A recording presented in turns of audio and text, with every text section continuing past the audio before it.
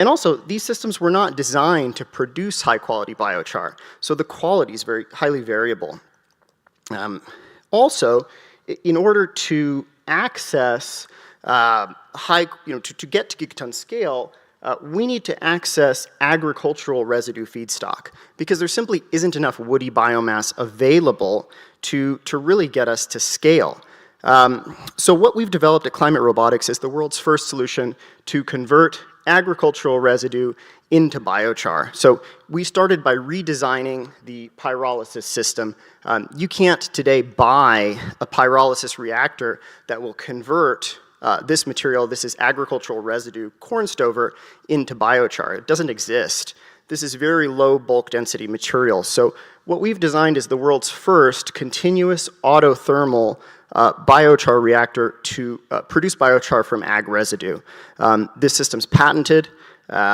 It heats this material to 600 to 800 degrees centigrade. It's autothermal, so it's self-sustaining. You don't need to burn fossil fuels to run the process. And it's compliant with air quality regulations and produces a high-quality biochar product. So first, we actually had to redesign how biochar was made. Then we had to redesign the architecture of how we produce it. And this is what's really unique about what we're doing. So this is our pilot scale system. This is the world's first in-field biochar production system. So this machine, it's attached to the back of a standard tractor. It actually drives through the field after you harvest an acre of corn and actually harvests the refuse, the residue that's left in the field, converts it to biochar, and then returns that biochar, reapplies it to the soil in a single pass, and tills it into the top 10 centimeters of soil. This is very significant because it eliminates the need to transport this material hundreds of miles, and it allows you to access these very abundant feedstocks that have no other real commercial use today. This is our pilot scale system, about a half acre per hour, processes all variety of ag waste. We've since developed a larger scale system, our 1 acre per hour system that has a target cost of sequestration of about $59 per metric ton of CO2, which for durable carbon sequestration is really a game changer. This system here can capture about 3,000 metric tons of CO2 per year net, and with the fees the farmer pays us and the carbon removal credits, this system can be profitable. It can actually pay back in about 2 years. So we are now building out a small production run, a fleet of these at our facility in Houston, Texas. In the next 2 years, we will scale up from the tractor-mounted system to what we call our MX system. So we'll swap out the tractor for an off-the-shelf small combine harvester. That will allow us to get to about 3 to 5 acres per hour and $29 per metric ton of CO2 cost. Our business model is really a services model. We contract with farmers. The farmers actually pay us to convert their waste into biochar. They pay us a fee based on the projected ROI, and then we verify and sell the carbon credits to large corporations. We've sequestered about 3,000 metric tons of CO2 today. We expect to be at 12,000 by the end of 2025, and our goal is to have 100 units operational by 2030, which will get us to a megaton of CO2 capacity. I studied at Princeton. I've been in biochar for 15 years, worked all over the world. My co-founder is a PhD soil scientist who's also worked in biochar for 15 years, and we have team members from SpaceX, Schlumberger, some of the largest industrial engineering companies in the world. We really think this technology is unique compared to other durable carbon sequestration technologies because it's low cost, but you don't have to sacrifice cost for durability. And it's ultimately highly scalable. We have pre-sold today 2 million tons of our carbon offset credits to large corporations, including Microsoft, Carbon Direct, and some of the largest energy companies on the planet. Now we have to focus on scaling up our technology to deliver on these pre-sales. We were also selected as one of the top 20 finalists by X Prize and the Musk Foundation for the $100 million X Prize. So we're going through that process over the next year, really exciting. Great group of partners as well, Microsoft, some of the largest energy companies like Anglo American, and really excited for the opportunity here to work with you and to get support of the Wilkes Prize to really help scale up and prove out our technology. So, thank you.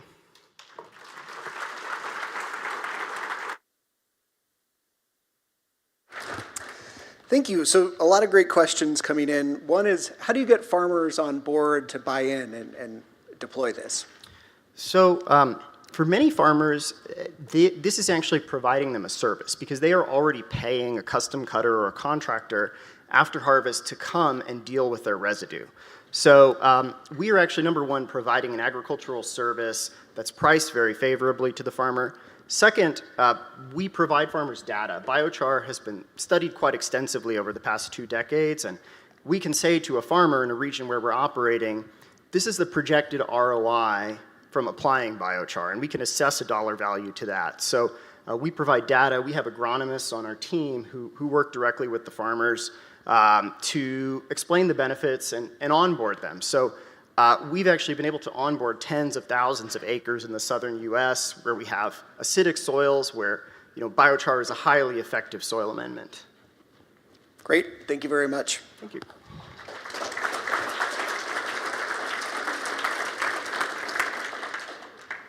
Our next finalist, Octavia Carbon.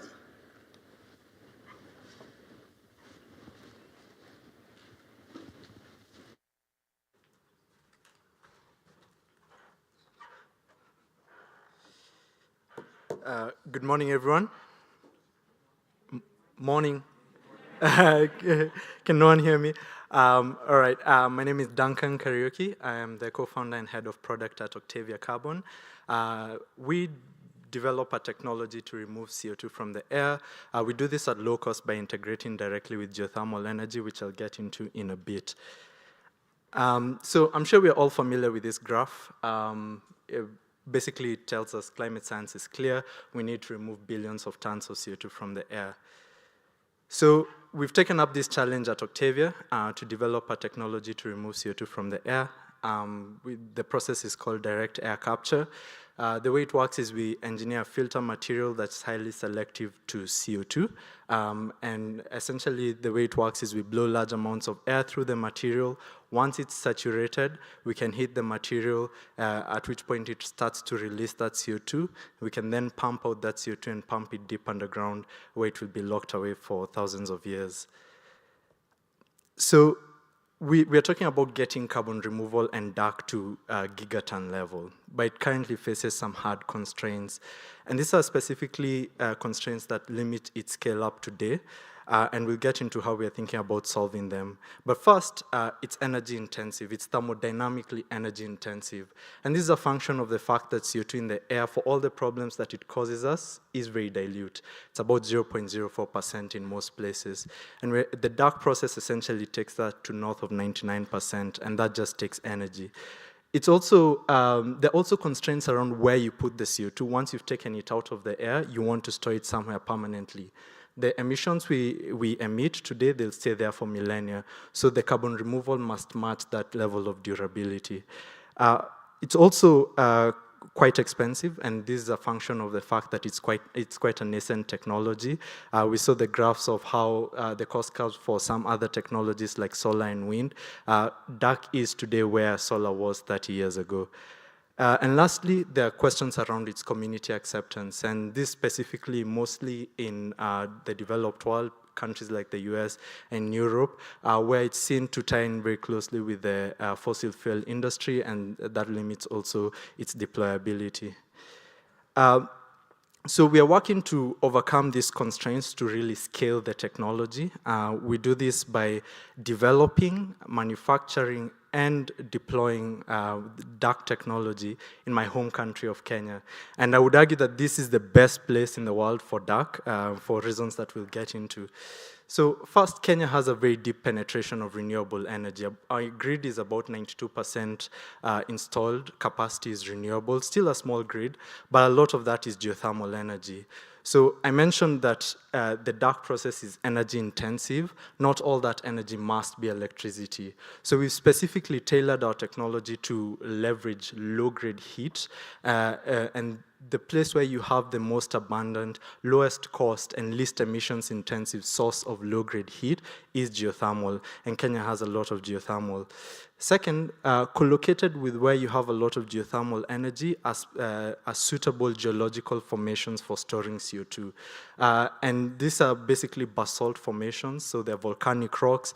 Once you pump the CO2 into those rocks, it will react with the rocks and then essentially mineralize in a process known as in situ mineralization. Third, we're talking about building this to gigaton level. That will need a lot of hands and a lot of brains. And if other forms of clean technology have taught us anything, is that the surest way to drive down the costs of any technology is to really leverage global south ingenuity. And you can think about what China did for solar. We want to do the same for dark. So we have a very rich talent pool, both to manufacture and deploy this technology. And we can essentially give our people really decent livelihoods, pull people out of poverty at a fraction of the cost that it would take to do elsewhere, because Kenya is still a developing nation. And lastly, because of very strong co-benefits, specifically around energy access, which we'll get into in a bit, and employment creation, there's a lot of community acceptance for this. So with local communities, with policymakers, we have a lot of buy-in for that. We've been around for just about 2 years, so we've done everything, developed all aspects of the technology. That's from the material science, the machine design, the process engineering that integrates it with geothermal energy, and gone even further to develop the manufacturing and the supply chains. And this is patented. We received our first patent just a few weeks ago. These are some of the numbers, but essentially over the last 2 years, we've developed all these different aspects. We have a fairly large technical team. We've built about 8 at-scale machines, but I estimate there are less than 100 of these types of machines in the world, and we've built them basically to solve technological challenges across different aspects of the technology, and these are mostly engineering challenges like maintaining vacuums, effective heat transfer, etc. I mentioned that dark in Kenya can increase energy access, and I know that sounds counterintuitive because dark is very energy intensive, but places like Kenya and especially places in Africa which are still developing face a huge challenge. For all the renewable energy potential that we have, we've barely tapped into it. So I'll speak specifically about Kenya. We have about 55 gigawatts of renewable energy that's estimated as the potential. We've barely tapped 3 gigawatts of that. And this specifically because there is a lack of industrial demand. Now, every grid in the world needs industrial baseload demand to really cross-subsidize last-mile connectivity and ordinary users of energy who might not use as much. Because Kenya is still a developing nation, we lack that industrial demand, and what that means is that people like me have to pay really high electricity costs because there's no one to really cross-subsidize that. Dark in Kenya can essentially do that. It will, for one, use the wasted capacity on the grid. Today, we waste about 1 gigawatt hour of energy every day because of lack of demand. And then it will go further by creating more demand for renewable energy capacity.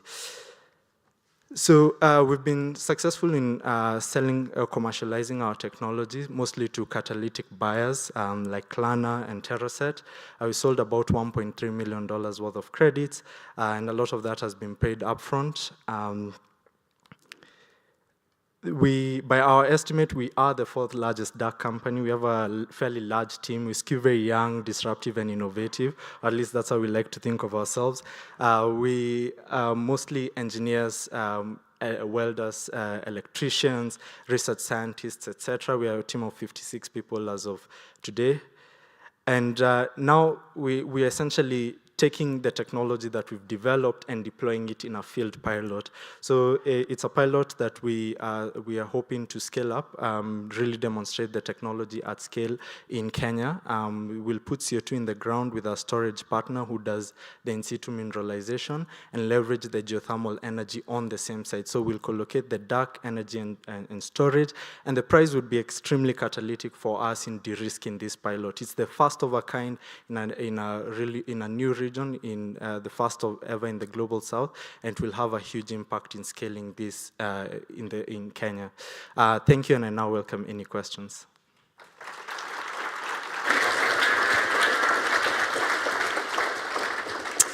Thank you. So one of the questions came in, are there other regions in the world where this technology could be used and applied?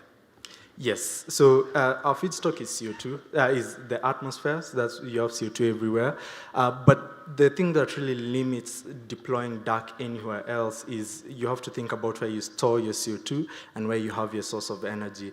Now, we're extremely lucky that we have both that energy source in form of geothermal energy, and that's electricity and heat, and storage on the same site. You can, in theory, deploy your technology even here, but you'll have to start thinking about CO2 transportation and thinking about pipelines, which really don't scale up quite easily. Great. Thank you very much. Yeah, thank you.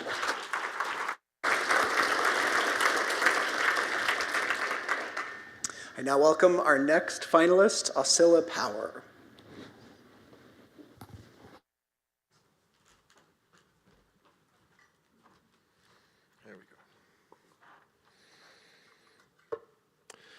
Well, it's a pleasure to be here today.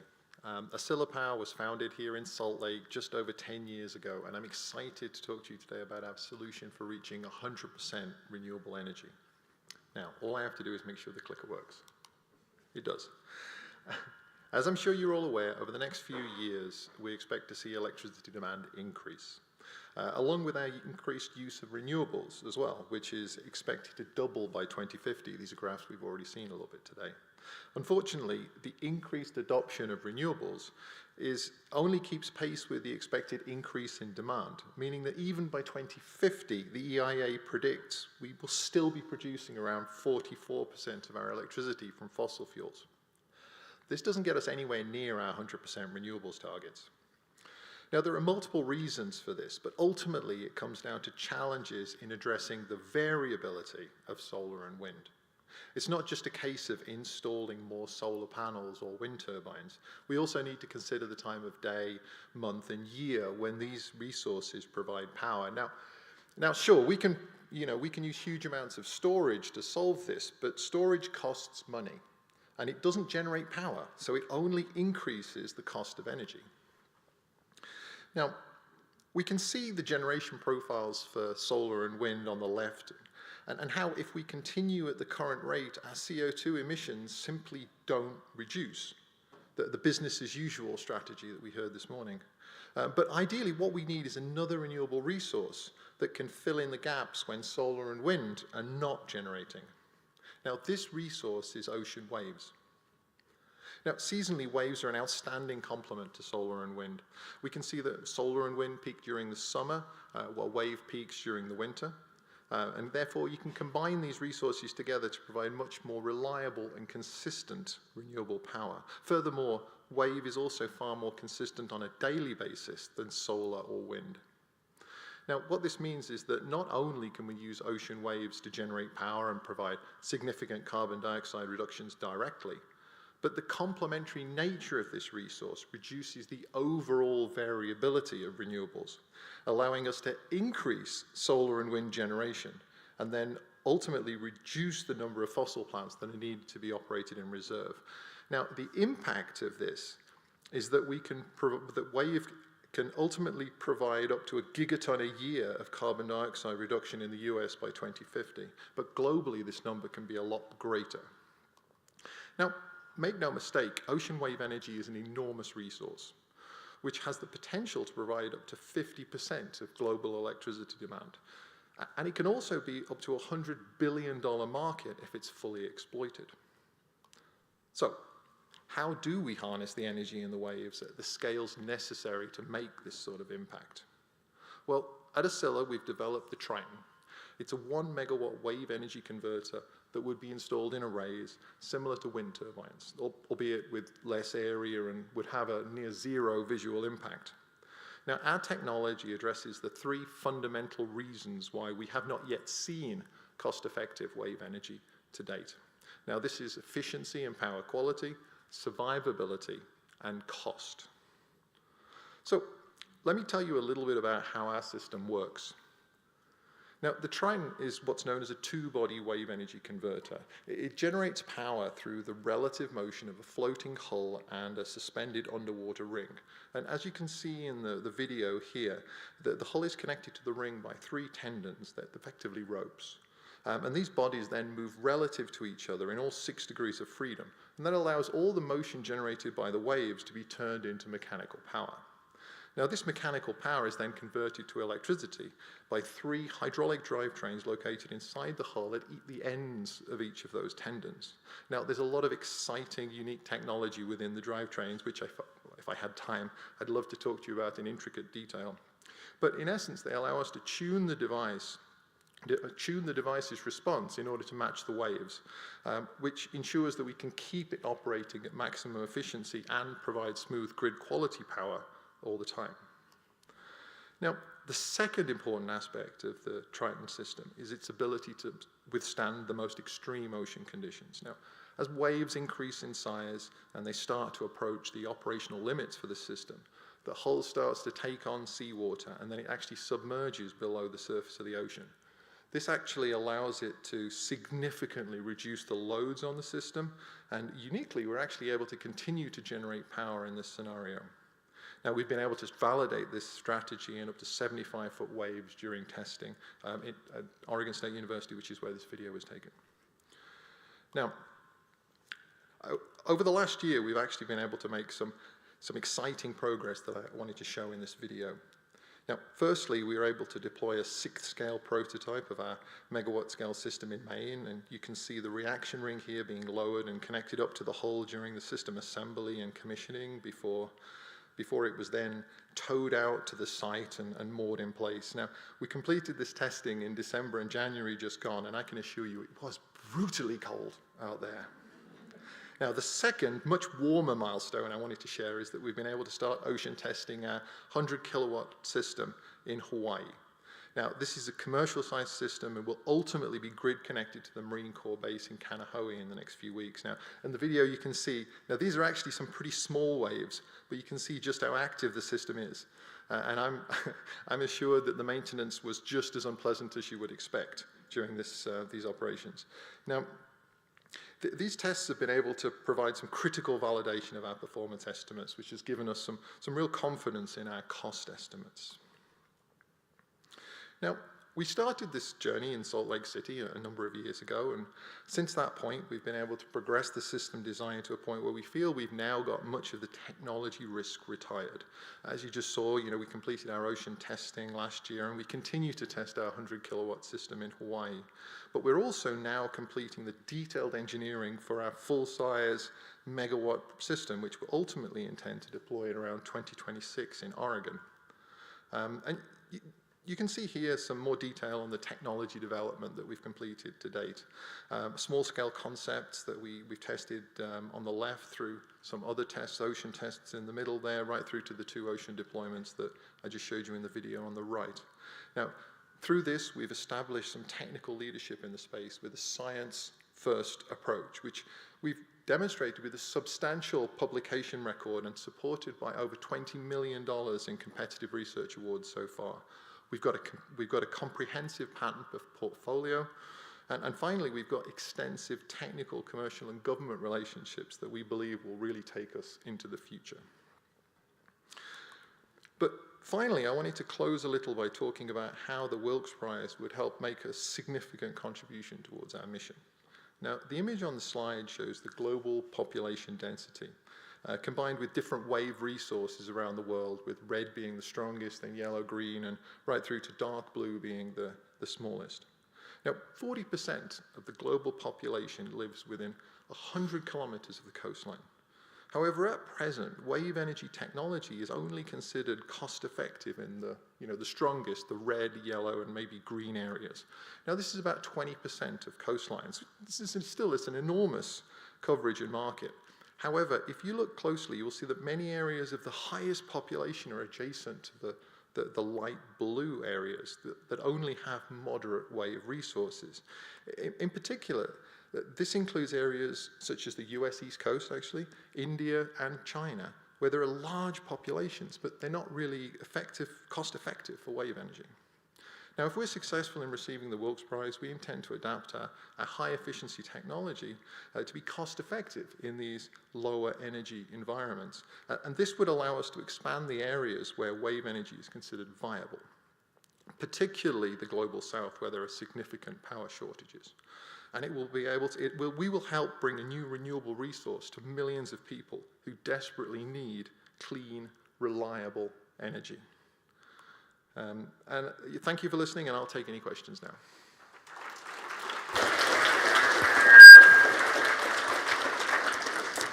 Thank you. We've got a couple of great questions. Can you talk about some of the maintenance costs and then also how you connect to the grid? Sure. Okay. Working out at sea is always difficult. But one of the things that we've been able to do, and through the extensive testing that we've done, is be able to develop a system that requires less intervention. It's effectively an autonomous system. There will be routine maintenance. Anything such as wind turbines, solar farms, they all require routine maintenance. But our goal is to keep that to an absolute minimum. There was a second part to that as well. Grid connectivity. How do you do that? Grid connection. Basically, we have really big extension cords. I joke, but really the power goes to the grid with a big umbilical cable. Effectively, the technology is merely borrowed from offshore wind, where you have lots of wind turbines in a farm, and basically they're all piped together to a substation, and then that has another bigger cable going to shore. The technology for the grid connection is very much established, so that would be very much a case of borrowing that technology. Thank you very much. Thank you.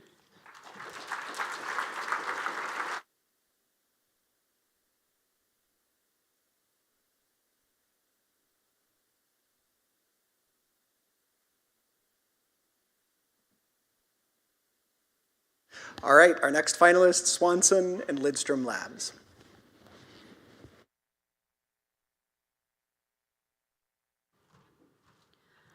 Good morning. I want to start by thanking Clay and Marie, the selection committee, and the entire Wilkes Center for giving us all the opportunity to be here today. It's inspiring for us to hear about all these solutions. The solution that we're proposing for the Wilkes Prize, let me see if I can get the slides going, is to supercharge a nature-based solution for the capture and conversion of methane into valuable products. And what this will allow us to do is to create a methane mitigation technology that can scale by being driven into deployment through the marketplace. So the idea is to target methane, which most people know by now is a potent greenhouse gas, over 80 times as potent on a per gram basis over a 20-year time period. And because of increased levels, of course, it's caused about a third of the warming to date. And unfortunately, even though there is increased awareness and efforts to decrease leaks and emissions, the levels keep going up. With each year, we see a new tick, an increase in the levels in the atmosphere. Part of the reason is what was talked about earlier today, these positive feedbacks. So these are images of permafrost, but these positive feedbacks are also coming from other natural sources of methane, such as wetlands. So with increasing temperature, these sources are increasing in their emissions. And sadly, this is something that's not currently included in IPCC projections. So we face, in some ways, still potentially a very daunting situation. But methane is also a potential climate solution, and that's what we want to propose today. Because of its potency and its shorter lifetime in the atmosphere, methane packs a punch. So reductions in methane can more quickly offset warming. And that's why it's recently becoming pretty clear that our number one handle on limiting near-term warming, that's the warming we feel in the next few decades, is to target methane. So how can we do it? And why do emissions keep going up? This pie chart shows you all of the sources of methane, 44% of which, roughly, are anthropogenic. And you can see it's coming from both oil and gas and coal mining, but also agricultural processes like rice farming, wastewater treatment, landfills are constantly emitting methane, and of course the enteric fermentation and waste management. So one of the problems is that, as you see in this chart, most of these emissions fall into the orange category where we have technically viable solutions, but they just cost too much. or into the red categories where there is no technically viable solution. And the reason is because of concentration. So methane is very dilute in the atmosphere, and as soon as it's emitted from these sources, it dissipates very quickly, and it's hard to capture and do anything with that. Most approaches right now for methane mitigation aim to simply oxidize it into CO2, but at these concentrations, the catalyst we've created can't do this, okay? The solution we're proposing can target these low concentrations, and that opens us up to targeting 89% of the anthropogenic emissions. Let me go back real quick, which in total, with our technology alone, could slow warming by 10% by 2050. Okay, so how do we do this? We do it with a solution nature has already come up with, methane-eating bacteria called methanotrophs that survive and eat methane, survive off of methane. The brilliant thing about these methanotrophs is they work at room temperatures. None of our catalysts do this, right? Leave it to nature to develop better technology than we can. While they're doing that, they generate biomass. So this is one of the few methane mitigation approaches that doesn't just turn the methane into carbon dioxide, it turns it into biomass. And most importantly, they work at these low concentrations. So my friend and partner, Mary Lidstrom, who is here in the audience, has recently written a review showing that many of these methanotrophs consume down to 2 parts per million, which is atmospheric levels. So they will work at the concentrations we need them to. Okay, so if they work, why isn't the problem already solved? In nature, the challenge for the methanotrophs is that the methane just dissipates too quickly. It diffuses away. They can't grab onto it to consume it, right? So we can help. We can help by funneling methane-containing air into bioreactors, enabling these methanotrophs to have time to access the methane, consume it, and turn it into their cell biomass. So the targets would be all of these emission sites like landfills, oil and gas wells, coal mines, wastewater treatment, agricultural waste, and we would be funneling the air into the bioreactors. Now, this kind of idea has been around forever through trickling biofilters and wastewater treatment. The challenge is that they're just not efficient enough. And so our proposal is to supercharge and create the next generation of bioreactors. And that's going to require 2 approaches. The first is to work with really a special strain of methanotrophs. So the Lidstrom lab has worked with methanotrophs for a very long time and has found a strain that consumes better than any other at low methane concentrations. 5 times improved consumption rates, fast growth, and exceptional removal at low concentrations. Most importantly, her lab has developed the genetic manipulation tools that will be essential to move this technology forward. We're combining that then with bioreactor design. So bioreactors used to be vats of liquid, and that's really problematic because methane doesn't like water, and so you have a mass transfer problem. It's hard to get the methane into the water to the bacteria. So we're developing these on thin films where we're limiting the amount of water that the methane has to go through. So in here, this depicts it as horizontal trays. One of the benefits, as I've mentioned, is the production of this biomass. What can you do with that? Our first target is to turn it into single-cell protein. There's already a market developed to do this. You can use the single-cell protein in aquaculture and livestock feed as an additive protein, and that offsets, of course, the CO2 footprint of that feed. So again, why isn't this already out there? And the challenge is efficiency. How do we get to the efficiencies that will enable us to go from lab to pilot to marketplace and to making these things profitable? That's where the Wilkes Prize is coming in. So we've laid out a proposal to target really the core of the issue, which is the bacteria surface interface. 1 minute, got it. So we've got a chemical ligation strategy that we're going to use to control the attachment of the bacteria to the surfaces. This will allow us to directly enhance growth, enhance mass transfer, and we'll have a very facile harvesting procedure because we can also detach them in the field. So we will simultaneously be developing a prototype that will deploy on a field site. This is a University of Washington managed closed landfill that already has methane monitoring stations. And that will enable us to have this impact of increasing the efficiency, decreasing the cost, getting from lab into production, so we can do this in time to have the impact that we all want it to. Working with the Utah Energy Accelerator, these numbers are estimates, but you can see the costs go from a moderate cost per metric ton of CO2 equivalents to being net profitable. Okay, so what kind of impact are we talking about? By 2030, we have a very aggressive timeline. We aim to remove 30 million tons of CO2 equivalents, and then to scale rapidly such that we can get to a net total of 24 gigatons CO2 equivalent removed by 2050, slowing warming by 10%. And the scaling can go much beyond this. Eventually, we can couple these to existing air handling systems, going after atmospheric methane and going after natural sources as well. And I'll just briefly mention, I'm supposed to stop, there are great co-benefits to this.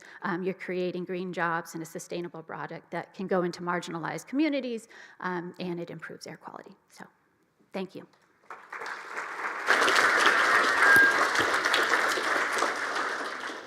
Thank you. One question came in. How much energy do the bioreactors use? Yeah, so all of this is still in the estimates. Our hope is that we would use solar or sometimes methane run generators to power them. These are going to be remote bioreactors that offer in the field and are minimally managed, running on their own for 6-month periods. Great. Thank you.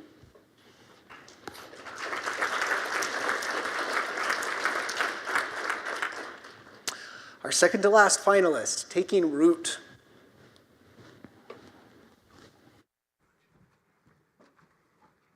First of all, wow, this is pretty cool to be up on stage with so many other amazing finalists.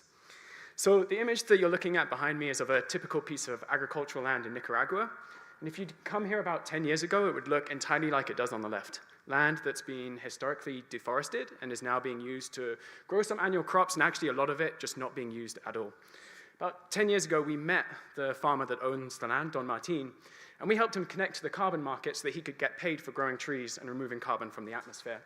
And as a result, he planted the 1,500 trees you can see on the right alongside his existing farming practices, which are removing over 300 tons of carbon dioxide from the atmosphere and earning him an additional $2,000 in payments. Now, Don Martin is one of 475 million smallholder farmers on this planet who together could hold one of the keys to solving the climate crisis. My name is Will Sheldon. I'm the Chief Commercial Officer at Taking Root. Thank you so much to the Wilkes Prize for having us here. And in the presentation, I'm going to talk a little bit about our carbon removal solution through forest restoration and how the Wilkes Prize will help us scale.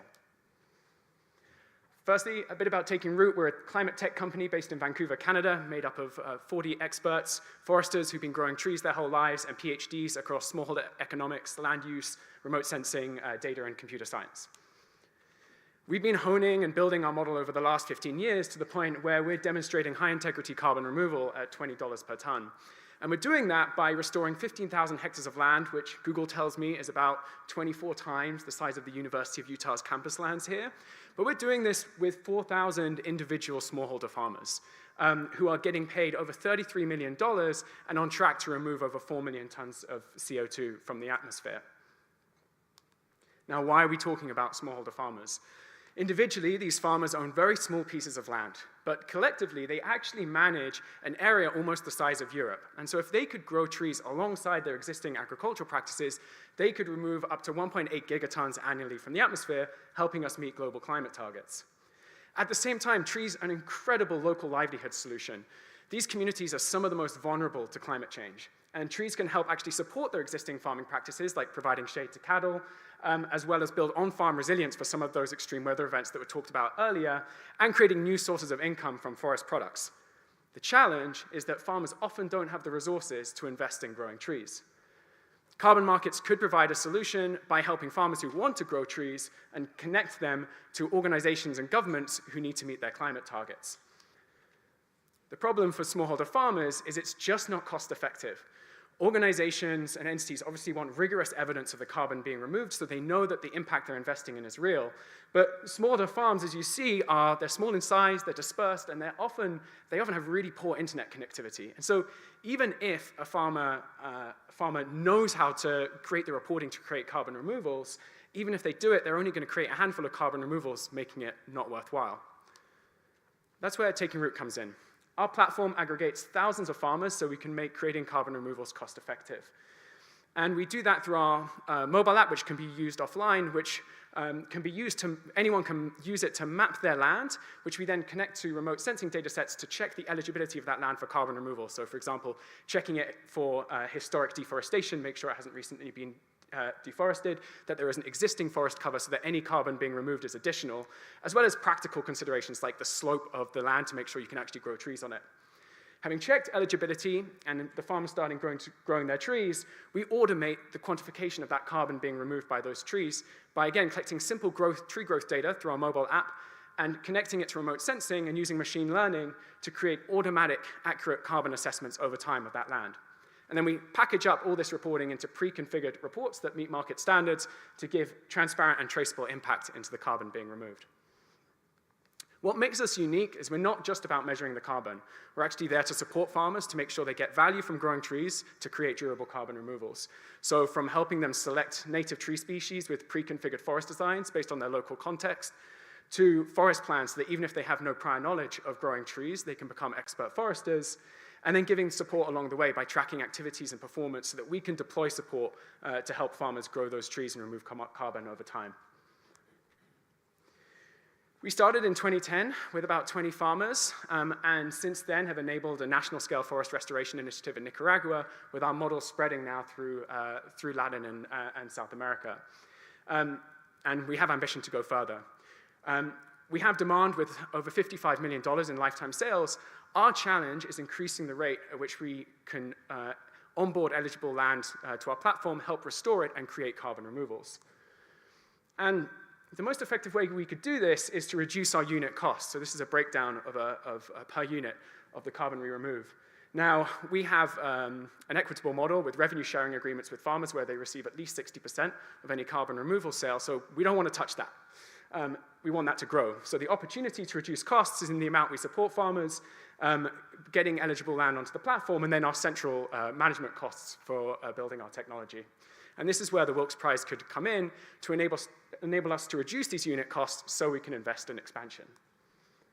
So first, with the prize, we would create a dynamic planning module to reduce our expansion costs of getting eligible land to the platform. How it works currently is we work with field technicians who work with interested farmers to map their land and check the eligibility. But about 30% of the time, having mapped that land, they find it's ineligible, which is really ineffective. And so if we could create a planning module which puts information in the fingertips of local communities of what land is eligible and what land has high potential for carbon removal, it would make that process way more effective. We've already created a prototype planning tool where we've integrated a range of remote sensing, geospatial, and weather data sets to create this mapping against strict eligibility criteria. But it's because of the small sizes of these farms, it's just not accurate enough. So we need to increase that accuracy by gathering some more targeted local field data to use that to train that remote sensing and integrate new remote sensing data sets to increase its accuracy and put it into production. The second innovation is to build automated recommendations into our mobile app for farmers. At the moment, the way that we support farmers is through tracking performance. We can then deploy field support to help them. But it's really cost inefficient to support a forest once it is already missing its growth targets. It's way more efficient to help a forest grow, make sure it's on track, and then we don't have to deploy support after the fact.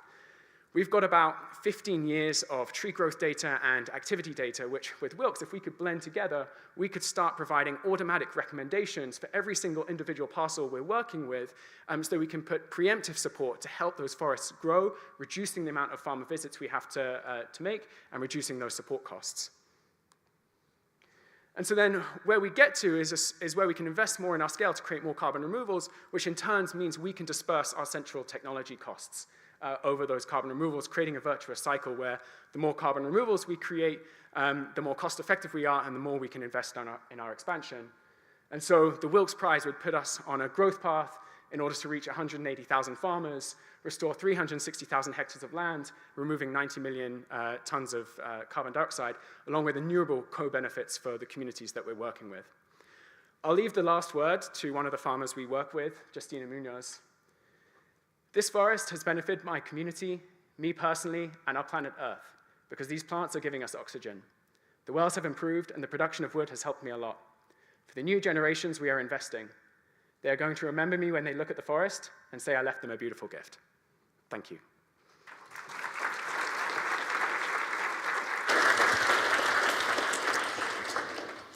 Thank you. So there are questions coming in around permanence and how do you ensure that the trees survive for a long period of time with changes in landowners, wildfires, or pests? Yeah, there are two pieces to answer that with. The first comes to our core theory of change, that the only way to grow trees is to make sure that they improve people's livelihoods. That's how you make sure they stay and they remain over time. So that's why we put such a big emphasis on farmer support and making sure that these trees deliver value outside of carbon. So that's how we create that durability, because farmers want those trees over the long term because they're a livelihood solution for them. Then in terms of some of the kind of more natural pieces like pests and fire, some of the challenges of working with smallholder farmers actually are a real strength in that regard, because you're working across these thousands of distributed pieces of land. And so actually, we plan for failure, and we know some of those parcels won't succeed, but actually you're not talking about a homogeneous area which is going to be wiped out by fire or pests. And so we know we'll lose a few parcels, and we account for that, but the overall risk is much lower. Great. Thank you very much. Cool.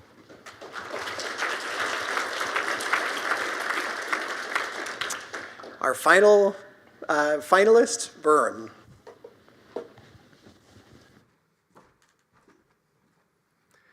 All right, great. Well, thank you, everybody, and thank you for the Wilkes community for inviting us here today.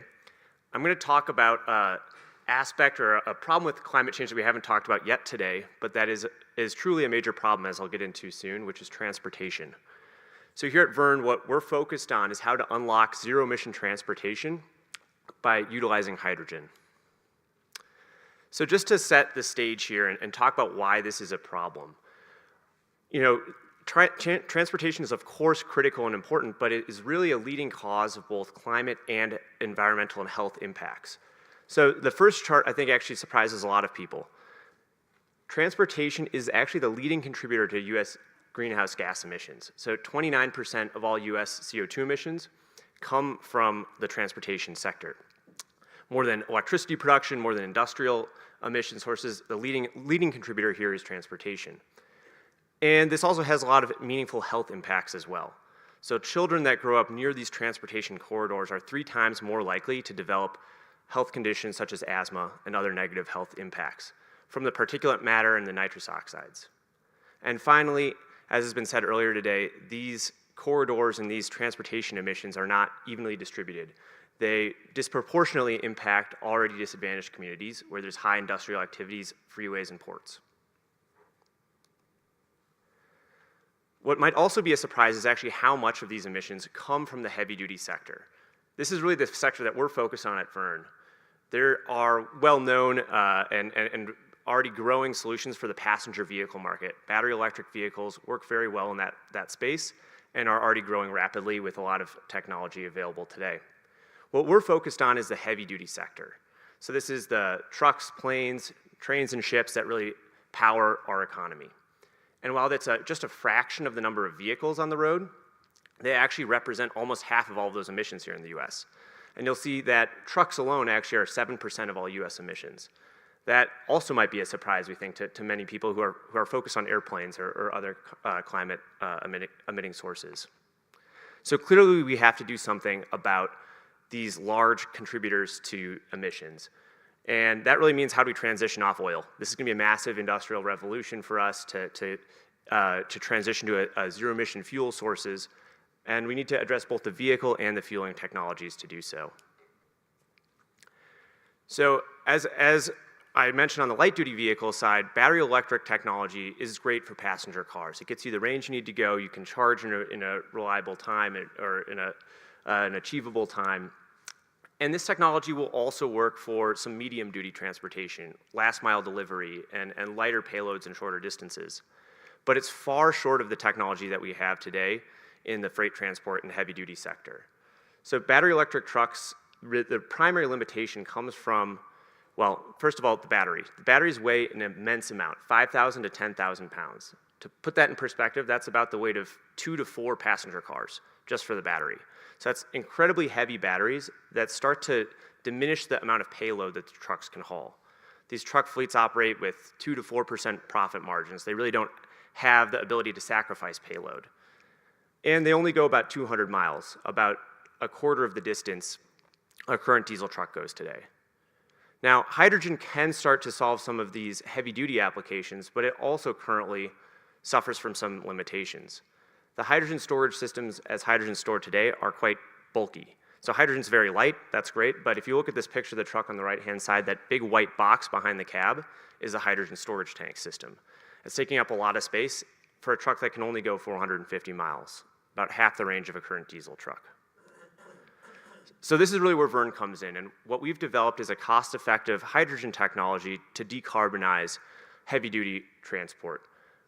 More specifically, we have a hydrogen storage system that stores hydrogen at twice the density as it's currently stored today, storing hydrogen as a cold and compressed gas called cryocompressed. You can see in the chart on the left-hand side here in the triangular region where we store hydrogen at negative 200 Celsius and 350 bar in this supercritical state, which is really the thermodynamic sweet spot for hydrogen. And why is that the sweet spot? It's a sweet spot because we're actually getting the maximum density. If you see in the chart on the left, we're actually able to increase the hydrogen density by 85% relative to 700 bar, the current status quo for hydrogen storage. And this is a technology that we've proven at various national labs. A picture there from Lawrence Livermore National Lab. We also work with NREL. And so bringing this to life a bit, what impact does this have for a heavy-duty truck operator, a heavy-duty truck fleet? Well, if you take your current hydrogen vehicle and instead you use our hydrogen storage system, storing hydrogen as this cold and compressed gas, we can have a truck that goes the same distance, 450 miles, but that's 2,500 pounds lighter. That's a lot of extra payload that truck can haul, making this economically viable.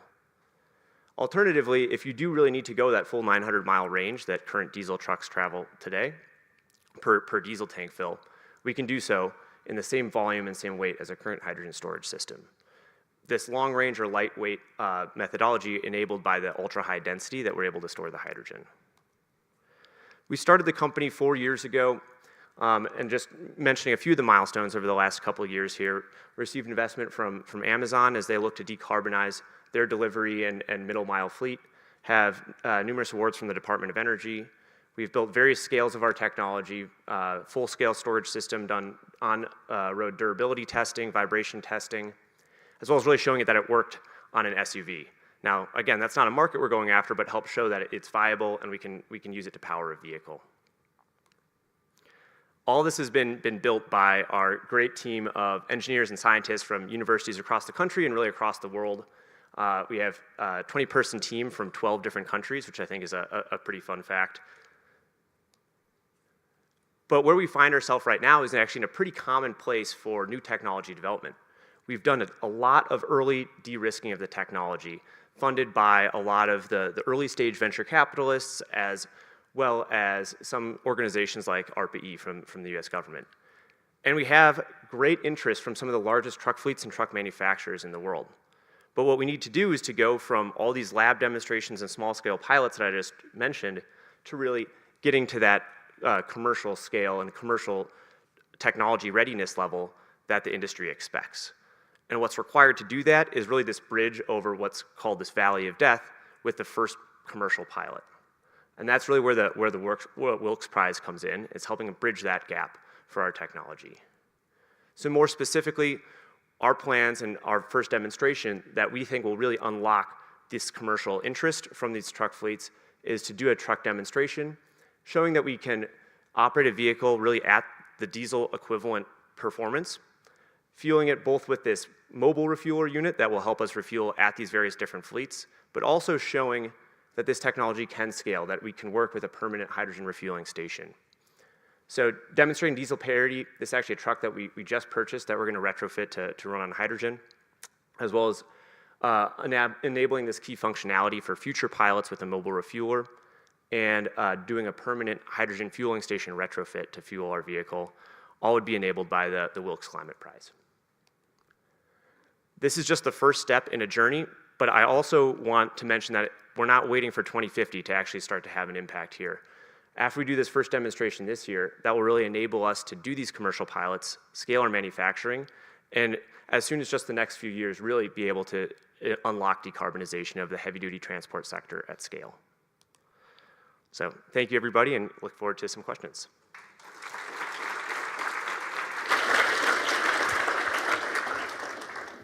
Thank you. We have a number of questions coming in around flammability and safety of hydrogen. Could you talk to us about that? Yeah, definitely. So hydrogen's a fuel, which means that it's energy dense. So lithium-ion batteries are flammable, diesel is flammable because they're fuels, energy dense ways of storing energy. Now, hydrogen has its own unique safety characteristics. I would say it's pretty similar to natural gas in a lot of ways. There's natural gas trucks on the road, and we're used to working with natural gas. It does have a wider flammability limit zone, but it also has been used in industrial applications for decades with a pretty great safety record. So like anything, you just have to engineer for the specific safety concern. I think we could do one more quick one. Can current diesel trucks be converted to burn hydrogen sources? They actually can. It's so our objective is completely zero emission transport, and so you can have trucks that run on hydrogen with an internal combustion engine and still just be 100% hydrogen, or on a fuel cell. That's really the long-term objective, but actually this truck here is currently a diesel truck, and we're actually retrofitting it to run on hydrogen. It will run on 50% hydrogen, 50% diesel. So this is truly kind of like a stepping stone demonstration, but there's actually a lot of interest in this in Canada as they see it breaking some of the chicken or egg in transport decarbonization, enabling them to roll out hydrogen fuel stations with the current truck fleet. Great, thank you very much.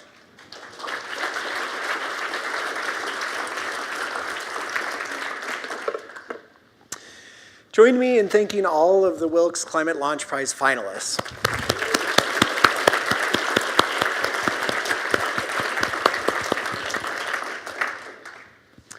I have two quick reminders before we take a break.